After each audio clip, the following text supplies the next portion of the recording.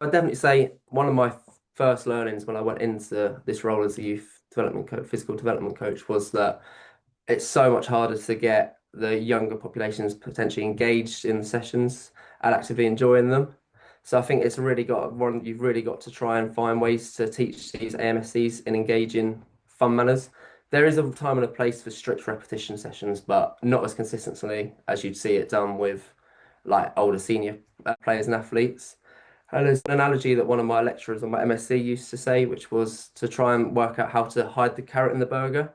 And he was essentially saying, how can we coach these AMSCs in a really fun, engaging task where the players themselves don't really realize they're actually coaching a certain AMSC. They're just having fun, but as coaches, we know they're practicing the movements we want them to be doing. So firstly, animal shapes. This is where we're getting the athletes to impersonate movements of familiar animals.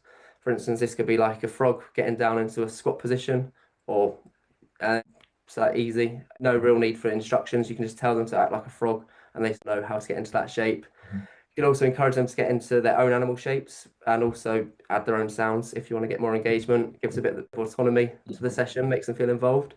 Games-based activities are really beneficial. It's quite clear that competition gets buy-in straight away from them trying to beat their mates. Examples could be like often use like a noughts and crosses game where you run up to the grid and put a cone in there, and then by adding a task constraint of potentially having to move in an animal shape up to the grid can make sure you're working on the AMSCs you're targeting.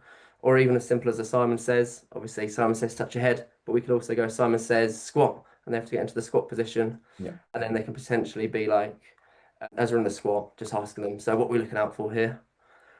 Moving on, we've also got like sport acrobatics, so potentially working in partners, whether it's a wheelbarrow, getting into like the position shapes of a wheelbarrow or partner squats, really beneficial. Just working with someone else, getting that social interaction, I felt really beneficial. Mhm. And something I've also done at the start of sessions is obviously dependent on the environment you're in. It's like an obstacle course. So setting up a range of obstacles for the players to work through. I've also found it more beneficial not to tell them how to negotiate the course, but to let them use their own imaginations to work through the course. It's been really beneficial.